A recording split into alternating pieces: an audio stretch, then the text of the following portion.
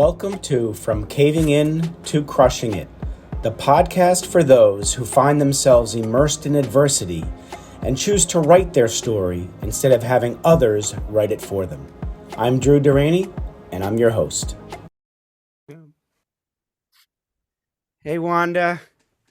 Hi, how are ya? I'm excited. I'm doing well, and I'm excited because I haven't talked to you in a while. Now we get to talk 2 days in a row. This is day one of two, so this is really great. So it's important for me to have you on. Initially I was only interviewing men, and then I realized, you know what, women have awesome stories to tell too. And just because I'm the men's guy, I want to, there's so much to learn from stories from both men and women, and you have an amazing story and you're doing amazing things now. So if you're okay with it, we can get right into it. And in order to capture the essence of Wanda Howard, you've gone through a lot. I'd love you to just share with us um, the part of your life that was the most impactful that got you to really get to know yourself better. Oh, that's a good question. So to clarify, I guess, are you wanting to know like the hard stuff that got me here or the bright stuff that got me out of the hard stuff? I'd love to know both because, Okay. it usually takes a big challenge for us to go through in order to grow, right? Right? hmm Failure is actually a blessing that people don't realize. So Yep. I'd love to hear the difficult challenges you went through that forced you to get Yeah. through it and thrive. Okay, so for me, I suffered with depression my whole life and anxiety and ADHD and um bipolar, and just I had a whole lot of mental illness that I was baggaging around and trying to just survive with. And one of the, for me personally, that was so frustrating with it is when, as a kid, I didn't know anything about mental illness at all. I had Mm. no idea that's what was going on with me. I just thought I was broken. And it was also really sad that my parents, the people who I looked up to, the people who I saw how much they were working, I saw how much they were doing. They had 9 kids to take care of. And my mom was also in a wheelchair. And so my dad was constantly like juggling everything. My mom was trying to keep sane with losing her ability to walk. And I just saw how much that they were trying to do for us kids. Right. And I felt like I was such a terrible human being for being miserable. I'm like, I should, like, I love what they're doing. I love them. I'm grateful for all that they do for me.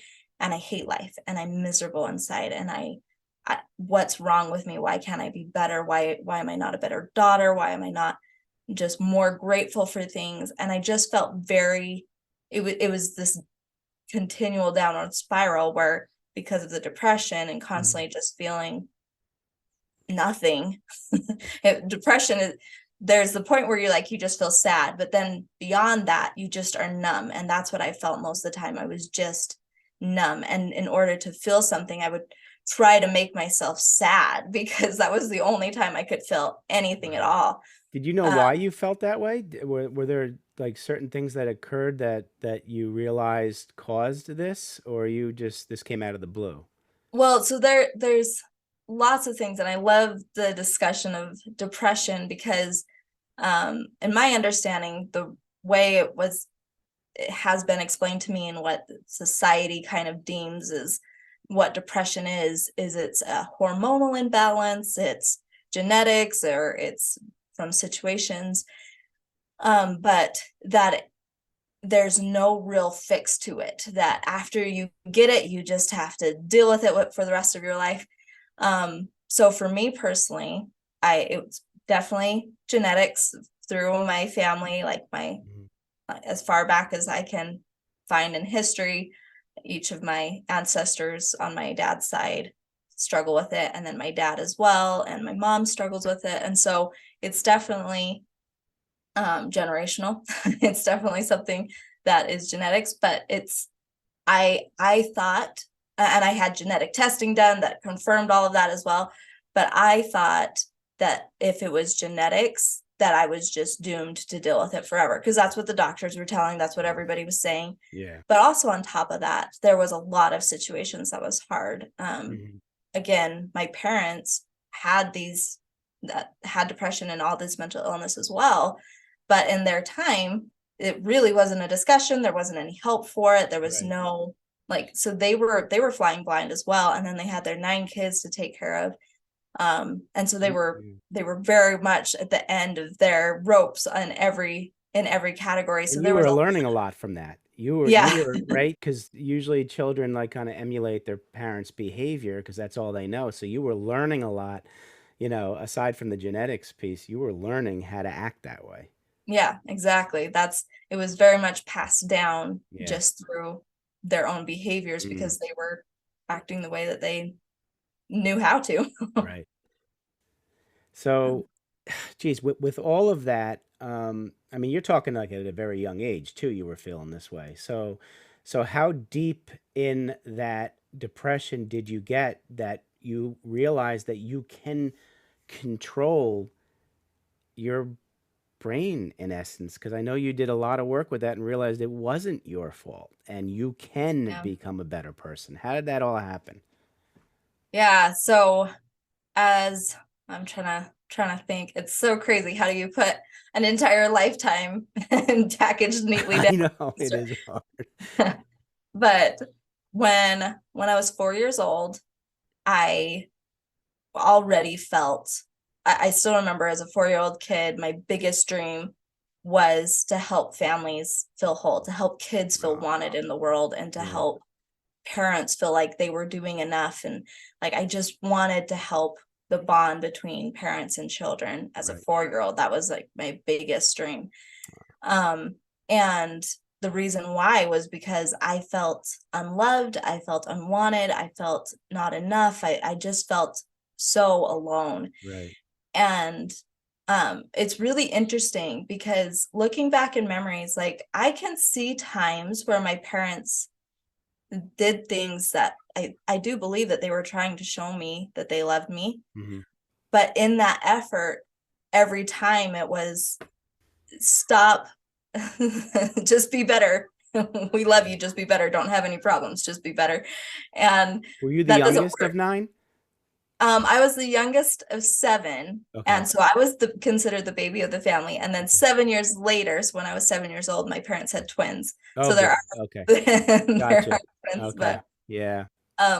so yeah, so it's very interesting just because oftentimes I feel like, especially as parents, we feel like if we're doing a good enough job loving our kids, Yeah. that they won't hurt, they won't go through pain, they won't have struggles, they'll be confident in all these things.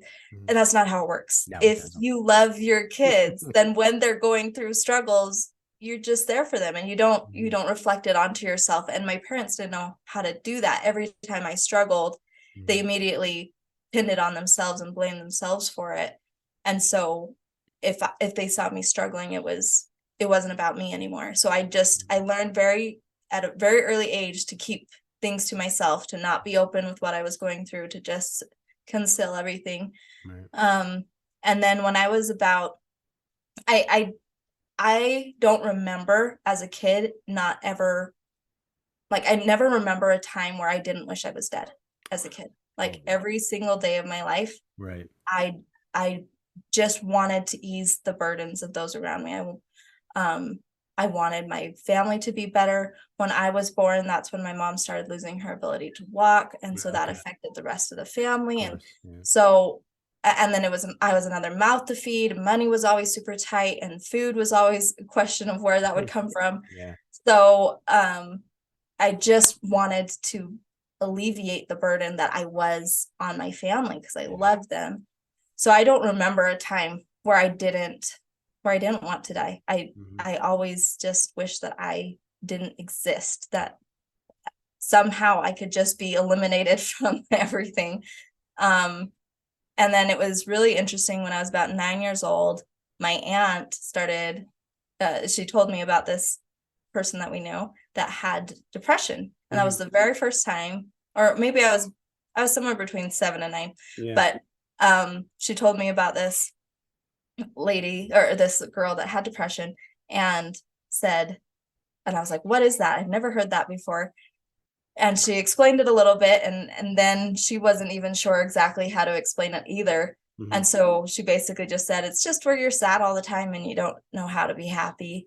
And there was two things happening in my brain. Mm-hmm. One, I had seen this girl and she was always smiling and bubbly, and like she looked happy. So I was like, how does that fit? Mm-hmm. But the other thing that I was thinking was, man, I can't even imagine feeling that way, because like to always be sad, Mm-hmm. because I already wish that I was gone. I already wish that I wasn't even here. So to have that on top of it, I didn't, in my young brain, I didn't put the two and two Right. together, that because I was so weighed down, like that is what I Oh was my going through. goodness. Yeah.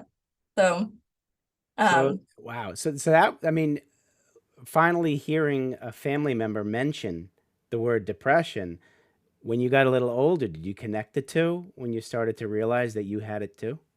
it wasn't until I was about 16 or 17 years old Yeah. that I started hearing the phrase more, and I don't really remember where it came up, and but I started hearing about depression more, Right. and I started wondering more and more, is that what I have? Is that Mm. what's going on with me? And maybe I need to talk to somebody about it. Maybe, like, is there help for this? Yeah. And so I went to my dad and I asked him, like, what it is, this something that I have? Is this a real thing? And his response at that time was, he's like, nope, depression is not a real thing. That's just a what's the word he used? I can't think of that exact phrase, but just a way to get out of your responsibilities and take the easy route and not Interesting. Okay. actually deal with what's going on inside of you, and Uh-huh. basically weakness. It's a Right. form of weakness.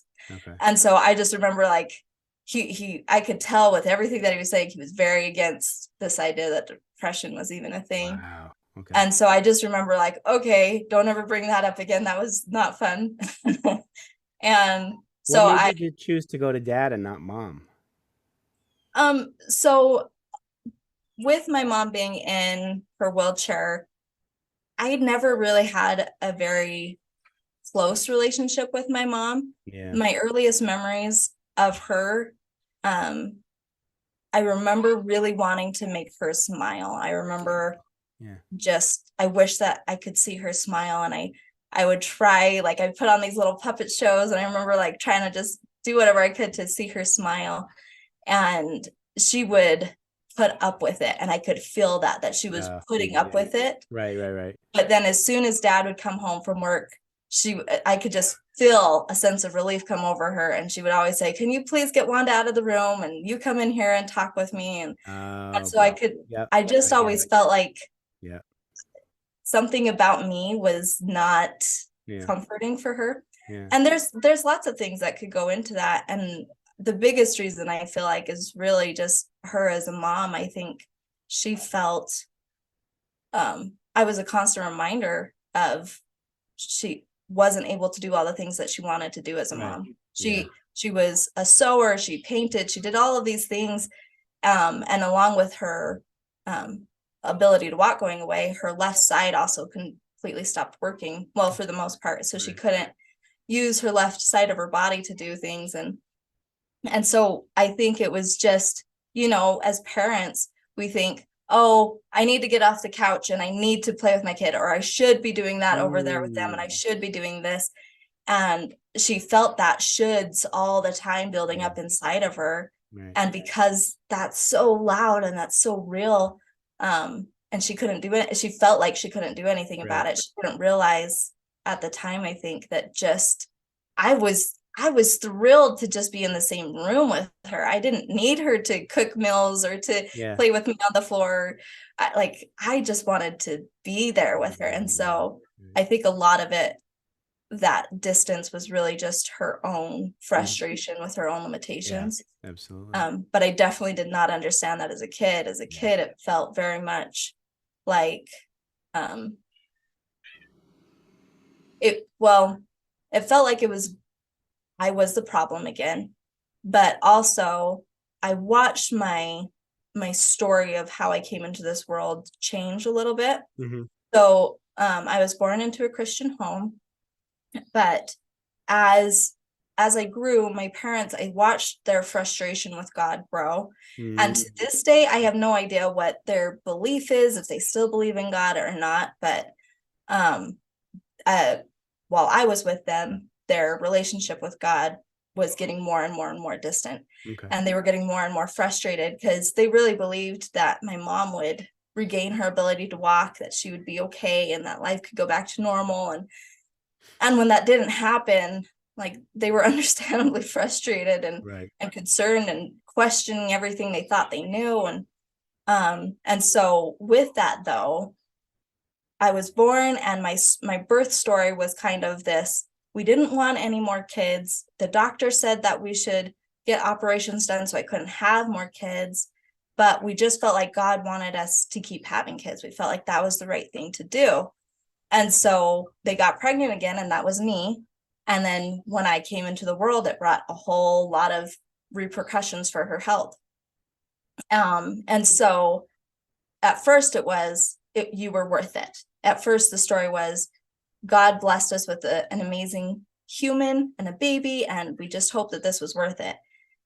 But then as their resentment towards God grew, it really, for me, it truly felt like their resentment towards me grew. They Right. saw me as that symbol Right. of, and they never acknowledged that, and I don't know if they feel that that is what they did, but that's what it felt like on my end, Right. was that, because the story changed. If I asked to go play, if I asked to go outside, if I asked to do anything ever besides just cleaning in school or helping my little siblings, it was always this: why are you so selfish? Don't you know what mom gave up for you? You should be happy to do what we ask and never want anything. Wow. And so it really changed from this story of understanding of, like, you were a blessing into our life, to Mm. you are the problem. We gave up everything for you. You should be okay giving up Right. everything for our family. Wow. That's a big burden to be Yeah. carrying. So when you were around 17 and you talked to your dad and dad said, "Don't talk about depression," what'd you do from there? Um, so I and to go back a little bit, I was Mm. 9 years old. Yeah, about 9 years old, the first time that I had tried to commit suicide. Oh. And I had tried several other times. All of the times I never fully went through with the plan. Mm-hmm. And this is a, a part of my story that's very dear to me, because I was very bullied for my beliefs and my standards as far as a Christian and Mm-hmm. believing in God. Right.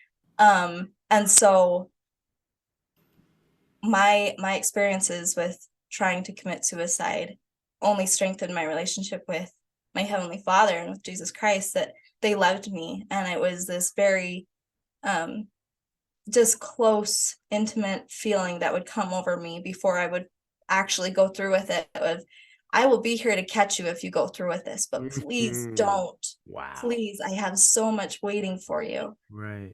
And so, and it was that belief that there was more waiting for me, that somehow there was this feeling of love that I never knew, and there was these people that Mm. needed me.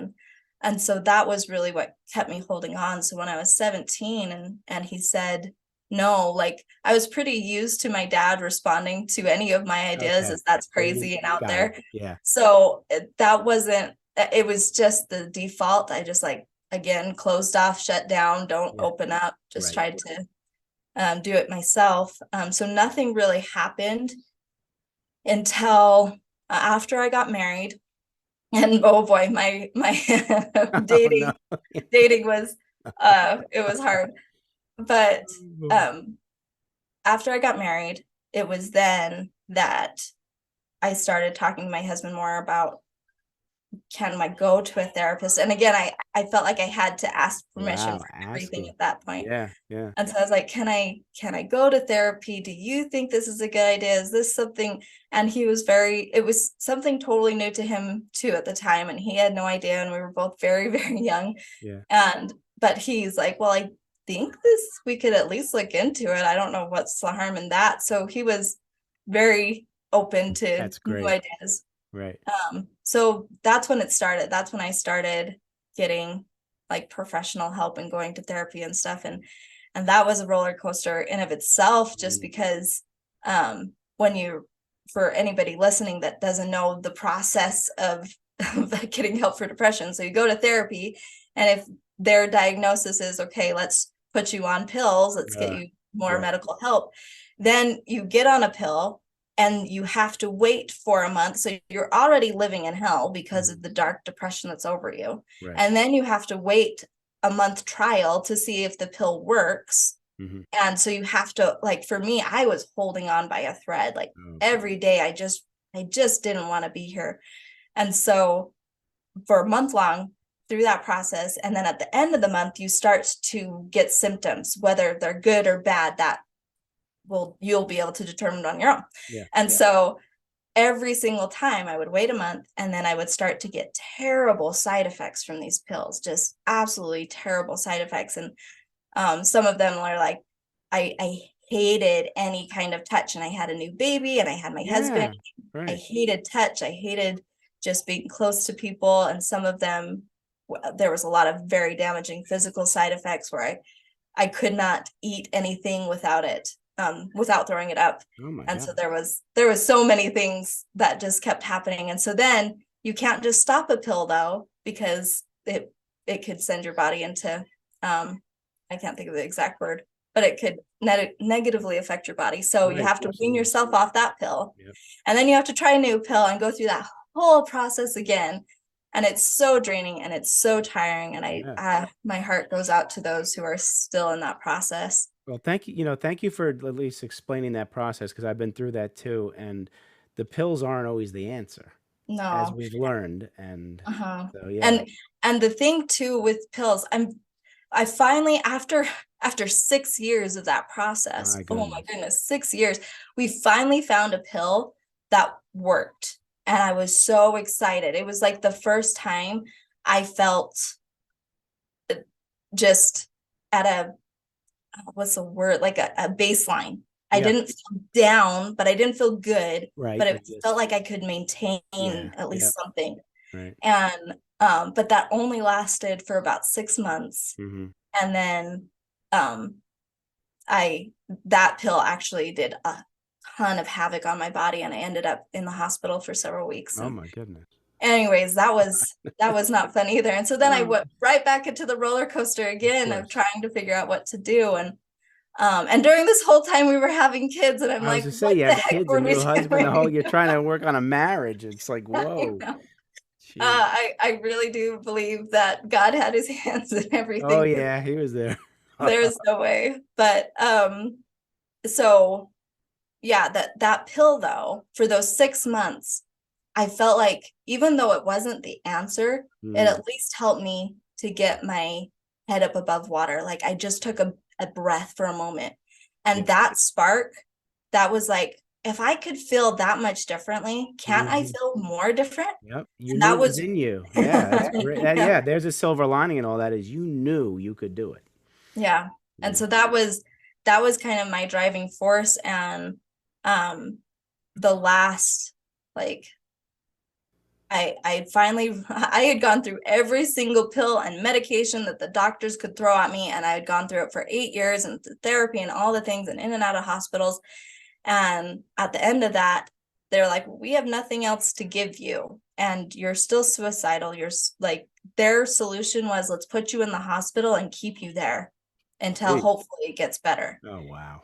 And I was like, that's not It's no living, and I have solution. kids, and Yeah. I don't Yeah. want to do that. Yeah. And I had been in a hospital for a little bit. So in this journey, somebody prescribed me as anorexic, and so they put me in hospice care for that. And that was the most humiliating experience I've Jeez. ever Yeah. gone through. Uh-huh. Just because they, and like, I can see both sides. There is good to it, and I don't want to bash on it, but the because there are people that are getting help there. Right, right. But the hard thing about it mostly was just that you have no privacy, you have no say on your own mental capacity and what you're supposed to think or feel or do, or Hmm. the time of day that you have. Yeah. And that's what I've realized, that that was helpful in the sense that it helped me see when I had less control. Like, I thought that's what I wanted. I thought I wanted everybody Yeah. else to make my Interesting. Right. decisions. Right. And I Right. wanted, like, you tell me when to eat, you tell me when to do Yeah. this, you tell me when to. But as soon as it was like law that they had to tell me what to do Yeah. and I had to do it, You were controlled. Yeah. that that felt way worse. It felt Worse. hopeless. Like, Right. I finally had this pocket of hope, Yeah. and that was taken away. Um, so now I had the silver lining of, Right. okay, maybe I can feel something Right. different. Right. And then I had the understanding of, I don't want to just forget about myself. I don't want to lose myself and do what everybody else wants. And it kind of goes back to that Hmm. people pleasing. Yeah. Like, I wanted to, within myself, know how to govern myself, how to Right. understand and how to feel different. Uh-huh. And so I finally I started doing things that some of the therapists had counseled me to do and I was unwilling to do before, which was my actions. Hmm. So um as a kid, I love my parents. My biggest ambition was just to make them proud, and I Right. saw how much they sacrificed, and I never wanted to hurt them. But there was a lot of abuse that happened growing up. There was a Hmm. lot of things that kids should never go through. Right. And so those thoughts and those feelings were constantly at the back of, like, constantly. I could never escape the memories of my past, Right. and a lot of PTSD. So I finally said, okay, these things are always with me, and I need to know. Like, I put my whole life and my control in the hands of my parents and my Hmm. siblings, and I just want to please them so much. And so if they really, like, care about me, if this is really a dynamic, a good relationship, then I will be able, when they come to me and share their problems, I love them and I'm there. And if they tell me something I did wrong, like, okay, I want to change, I want to fix it. It, if this is a mutual relationship, then I can be able to go to them and I can trust them Yeah. with what's going on with me. And Absolutely. they should be able to reciprocate Hmm. that. Good for you. And so, but I knew that wasn't what's going to happen. I was like, from past experiences, Hmm. they will shun me, they will give me the silent treatment, they'll Hmm. probably even disown me, they'll probably separate from me altogether. And at that point, like, my identity and my relationship was so intertwined with theirs. Like, I truly did not think I could be a human being, a human being of value without them. Like, Even while you were married with kids. oh yeah. Okay. Okay. I So see the I struggling here. Yeah.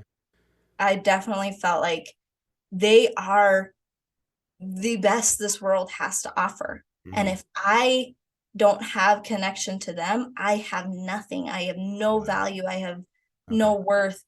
And so, knowing that if I brought something up, I would be losing that, I probably would be losing that relationship, made me feel like I have seriously sunk to the lowest of low because I have no worth already. And now I'm the only worth I have, which is my connection to my family, is also going to go away.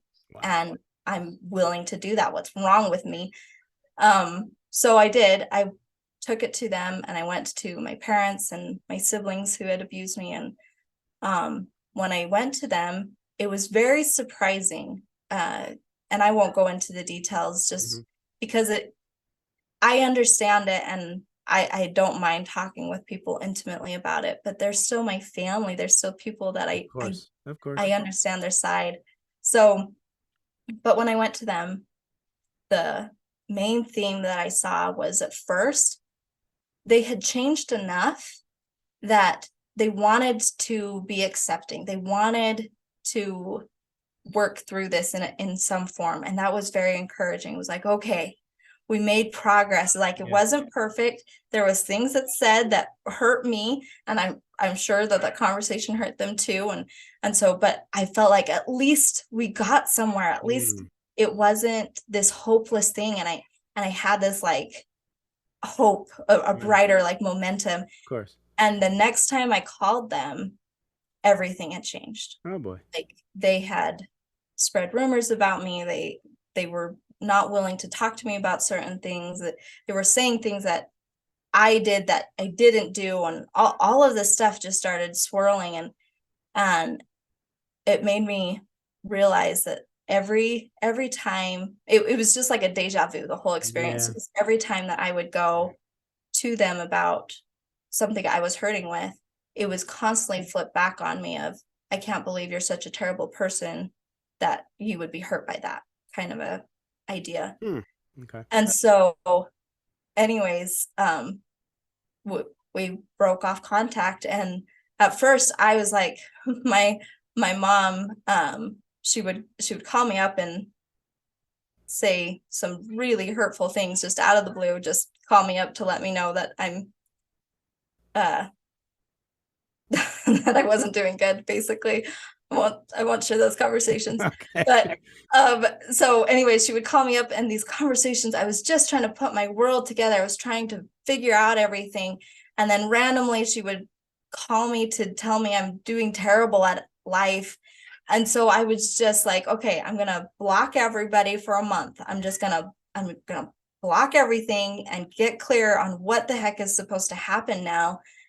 And it after that month, I unblocked them. I started calling to like, okay, I got a breather. My head's a little bit more clear. I want to work things out. Like, what Good for can we you. do? And nobody answered their phone. Not one person was willing to. Well, I guess one of my brothers, he did, and the only thing that he said was that he never wanted to see me again unless I could say what had happened never happened. And I couldn't do that. No. And that was one of the hardest.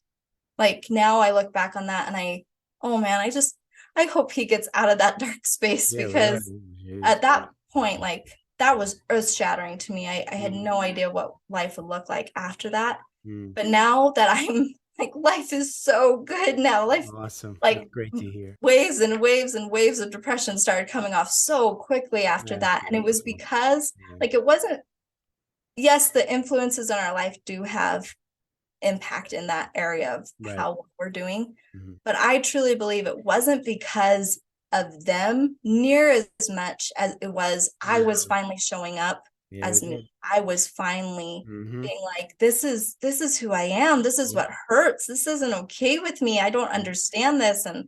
You're And it was healing from because, within. You yeah, were healing from within. That's the way to yep. do it. Good job. Good for you. So So you're thriving now, and I am so happy for you. Tell us a little about what your mission in life is now. What you're doing. You're doing some great things. Talk about it. yeah. So right now, well, my mission in life is to just heal families, heal parents, help them feel like they're capable again and they're doing enough. And Mm. like, if I could have gone back and done anything for my family, it would have been helping my parents see that they were enough, that they didn't need to provide more, that I constantly let them know that I was grateful for what they were doing.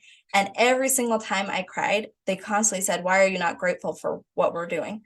And so there was like, I know that they didn't feel that because of what I said. They felt Mhm. that because they were already dishing that out on themselves. Yeah. So I want parents to know how good they're doing, and it Mm. doesn't do them or their kids any good to beat themselves up. And Absolutely. I also want to help kids know that they are valued, that they are capable, that they're amazing human beings that are not there for their parents to mold into this perfect human, that they have influence that is needed in the home, Hmm. and that don't give that up. Like, stand your ground and be confident in who you are, because every human's incredible. So right now, what I'm doing is I'm a parenting coach, and I help successful entrepreneurs who have also struggled with depression, and either them or their spouse or their children, and they're trying to learn the dynamics of that and how to not live in that world anymore. And from my own personal experience, I know step by step exactly how to help your mind Right. create new patterns, so you can not just not just live and survive and be a productive human, but love life again and just Yeah. take control of your own life. So that's what I do now. That's absolutely wonderful. Um, I'm just so happy with your entire transition, and actually, people are so much better off with you being who you are than what you were pretending to be. And So I'm thrilled for you, Wanda. Uh, I could talk to you forever. But I'm gonna give you. I have two final questions, and the first one is that you are sitting down with that beautiful, lovely 7 to 10 year old Wanda, who we just learned about, and you want to give her some advice on life. What do you think you'd tell her? I wouldn't give her any advice. I would just hold her. I'd just love her. She had enough of people trying to make her better. I Uh, would just that's let her wonderful. know that I'm grateful for all that she is doing. That's beautiful. That's absolutely beautiful. All right, put a different hat on, and now you're sitting with young Wanda, the businesswoman, entrepreneur, just starting out. How about some business, whether it's advice or just hugging her is fine. What do you talk to her about launching her business career? Um, I would again, I think I would just hold her hand and reassure her that you know this is going to work. You know that this is a healing process. You like there was so many times at the beginning of my journey where I felt so guilty for sharing anything about my story, even though there were real things that happened and situations that still felt so wrong to talk about it. It just felt terrible. And so I think I would really just go back and been like, it is going to work. Like, just keep believing it is going to work. The biggest piece of advice would just probably be that things that I was already learning, like truth is truth, and it doesn't matter if we live our life based off of whether or not it might offend somebody, we will never do anything because anything we do can offend somebody. There is no way to live life without offending someone. You have to live life off of truth. If you can stand on truth, be confident in what you're doing. If it is out of love and out of goodness and out of truth, it's going to create good in the world. So keep going. I love that, Wanda, because the truth is, haters will always hate. No matter Yeah. what we do, we're going to be judged. So you may as well just go be who you are, right? Your authentic self consistently. Yeah. And actually that's what you're going to be speaking to my men's group about that tomorrow, and I'm like so excited. All right, so I can guarantee you the audience will want to get more of Wanda Howard. Please let us know how we can reach out to you and get in touch with you. Yeah, so there's two ways. One, just go to wandahoward.com and you can find me there. And I guess you can also get a hold of me on social media at wandahoward.live.